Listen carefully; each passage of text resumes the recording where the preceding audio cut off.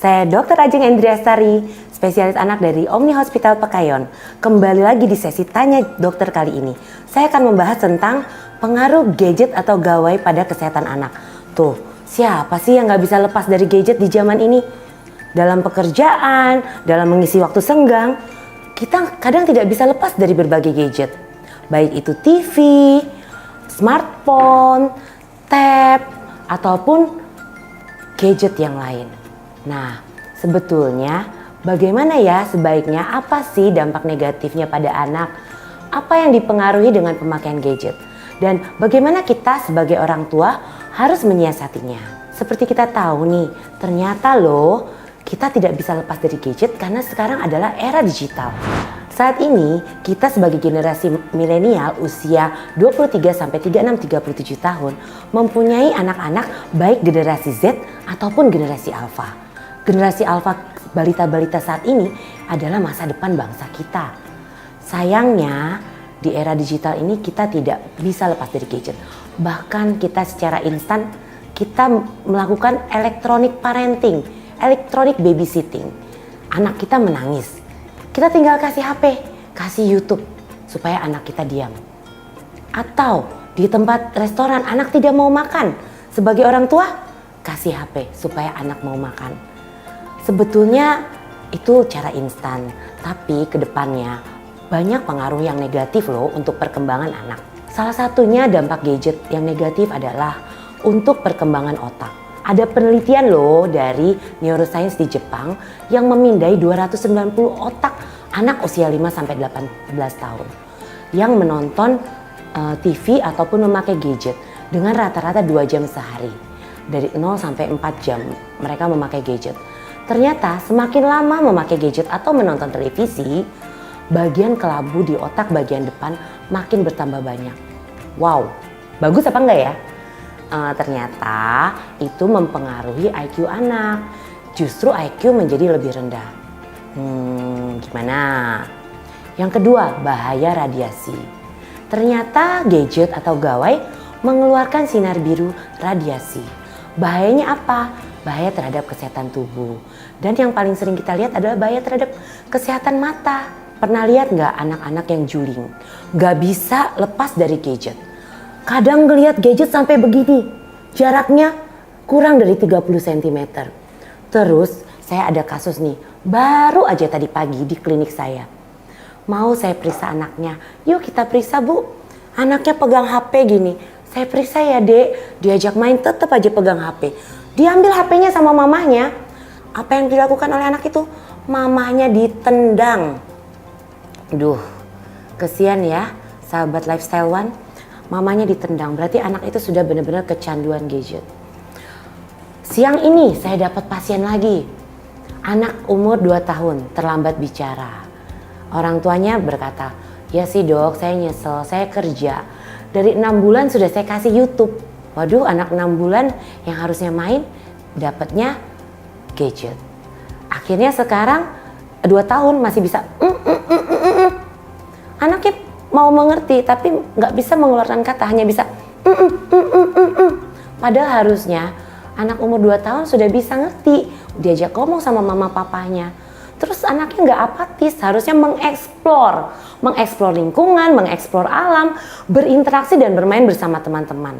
Tapi karena awalnya di masa perkembangan awal sudah terkena gadget, akhirnya anaknya apatis. Kita ajak bercanda, cuek.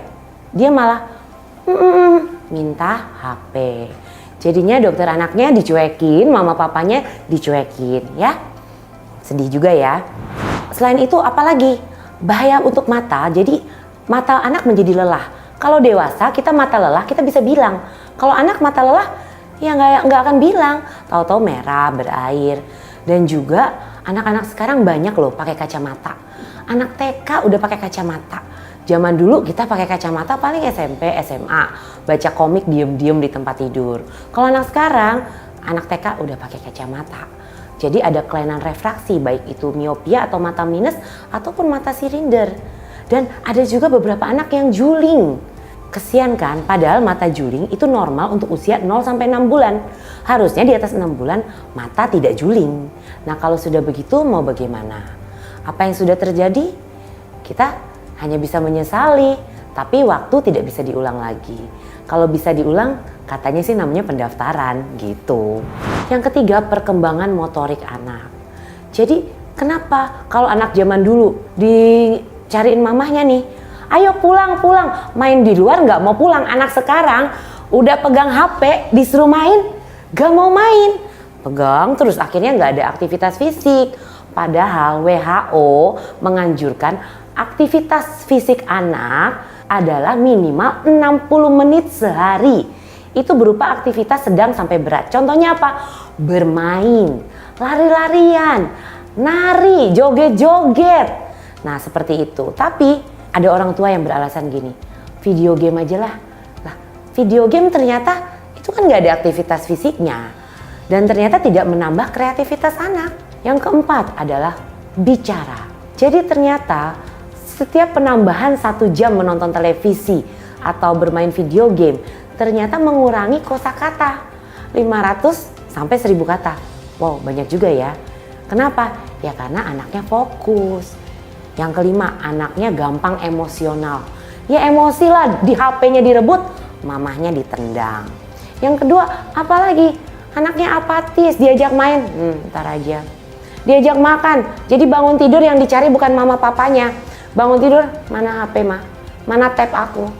Akhirnya yang dicari bangun tidur, bukannya aku terus mandi, tidak lupa menggosok gigi. Jadi bangun tidur boro-boro disuruh mandi. Nggak bisa lepas dari HP, akhirnya susah dikendalikan. Nah, kita kan nggak mau tuh itu terjadi. Karena dampak yang paling terakhir adalah berpengaruh terhadap adaptasi dan perilaku sosial. Jadi generasi yang cuek. Misalnya jangan-jangan nih ada orang jatuh dari motor di depan kita nih di masa depan. Kita cuma nonton doang. Wah jatuh dari motor. Terus balik pegang HP. Oke. Baik sih gadget itu kadang-kadang komunikasi melalui gadget mendekatkan yang jauh. Tapi dia juga menjauhkan yang dekat. Jadi kita di meja makan. Ada mama, ada papa, ada anak. Sambil nunggu pesan makanan nih. Mbak udah order, mamahnya pegang HP. Ya siapa tahu aja, berpikir positif lah. Mamahnya dokter seperti saya lagi jawab konsulan nih. Terus si papa pegang HP, mungkin ada kerjaan. Nah si anak gimana? Pegang HP, main game.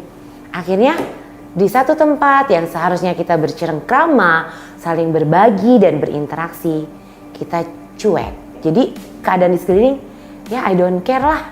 Yang penting dunia kita ada di HP atau smartphone atau gadget atau tab, apapun lah itu, atau TV, YouTube, seperti itu. Jadi sebetulnya idealnya berapa lama sih kita boleh memakai gadget? Kalau berdasarkan AAP nih, American Association of Pediatrics, sebetulnya gawai gadget screen time itu tidak boleh diperkenalkan pada anak di bawah 2 tahun. Tapi untuk menerapkan itu di zaman era digital susah, tapi kita harus berusaha. Kalau anak 2-5 tahun boleh, tapi hanya dibatasi untuk tontonan khusus anak di bawah 5 tahun 1 jam sehari. Dan itu harus yang edukasi dan merangsang perkembangan motorik. Kalau anak untuk 5-12 tahun 1-12 jam sehari. Dan biasanya itu wawasan edukasi seperti di Discovery Channel, National Geographic, atau kalau di Indonesia kita lihat tuh gimana sih teman-teman kita di Flores, di Papua, mereka main apa. Oh ternyata kita punya tempat wisata indah seperti Labuan Bajo, ada Pulau Komodo. Komodo satu-satunya di Indonesia. Ternyata oh kita punya Danau Toba di Sumatera Utara di daerah dekat Parapat. Oh kita di Bali kita punya Pura Besaki yang indah, ada Borobudur. Nah tontonan seperti itu. Kalau sudah di atas 13 tahun sampai 18 tahun dibatasi 2 jam sehari saja. Dan itu pun yang tidak mengandung unsur kekerasan dan pornografi. Jadi apa solusinya untuk orang tua generasi milenial supaya kita dapat mencapai tumbuh kembang generasi alfa yang maksimal? Yang pertama adalah berikan contoh. Be a good example. Susah ya kasih contoh, kasih teladan. Caranya batasi penggunaan HP. Contoh, kerjaan dibatasi. Jangan di depan anak, di dalam kamar kita boleh pakai HP di depan anak saat kita ada sama dia, interaksi sama dia. Yang kedua, kita harus tega, harus disiplin. Kadang kita gini, tapi dok anaknya nggak mau makan kalau nggak dikasih HP. Tapi dok anaknya tantrum, ngamuk, nggak dikasih HP. Nah kita harus disiplin, kita harus komitmen. Oh nggak boleh ya nggak boleh. Bukannya ya udahlah kasih, habis daripada nangis ribut pusing juga kepala Barbie. Gitu kan ya, jangan. Tapi kan kita harus cari pengganti ya, alternatifnya apa? Yang ketiga adalah ajak bermain. Kasih anak aktivitas fisik, kasih anak aktivitas outdoor, mengenal lingkungan. Terus sediakan mainan-mainan edukatif sesuai dengan usia. Nanti kita akan belajar ya, mainan-mainan apa yang perlu kita lihat. Sahabat Lifestyle One, kita ingat kapan sih terakhir kali kita ajak anak kita main? Nah, kita harus sebagai orang tua memberikan yang terbaik dari apa yang kita bisa berikan.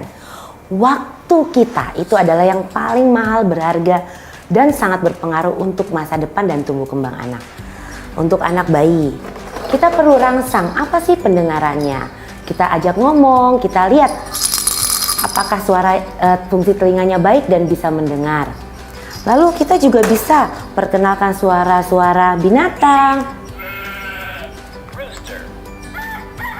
Lalu kita mulai membacakan cerita sebelum tidur. Bila anak sudah bisa menggenggam dan mulai menyusun, perkenalkan bola-bola donat. Ini aktivitas motorik. Untuk anak yang lebih besar, bisa juga menyusun puzzle. Untuk 2-5 tahun, bentuk apa dia bisa masuk. Menyusun puzzle seperti ini. Dan bisa mencoret-coret. Walaupun masih belum bisa menulis, mencoret-coret adalah aktivitas motorik halus. Membutuhkan keterampilan dan daya jepit. Untuk anak-anak yang lebih besar, kita bisa melatih motorik anak. Kita bisa ajarkan permainan yang melatih motorik halus. Contohnya permainan ini, Dr. Mabul, mengenal tubuh manusia. Dengan mengenal tubuh manusia, kita ajarkan contoh mengambil tulang. Jika anak ini tidak menjepit dengan benar, ini membutuhkan konsentrasi dan ketelitian. Jadi kita harus mengambil tanpa menyentuh pinggiran dari bagian organ tubuh tersebut. Kalau kita menyentuh pinggiran, hidung dari robot ini akan menyala. Nah, seperti itu. Untuk yang anak lebih besar, kita bisa bermain monopoli. Jadi, apa nih? What is the next step? What we will take? Jadi, langkah selanjutnya adalah kita batasi penggunaan gadget, kita kembali lagi. Kita menjadi orang tua yang sesungguhnya. Ajak anak bermain, ajak anak berinteraksi, dan ajak anak untuk mengeksplor alam, untuk melihat dunia dengan kacamata yang berbeda. Jadikan generasi kita generasi alfa, generasi yang cerdas, karena mereka adalah masa depan bangsa.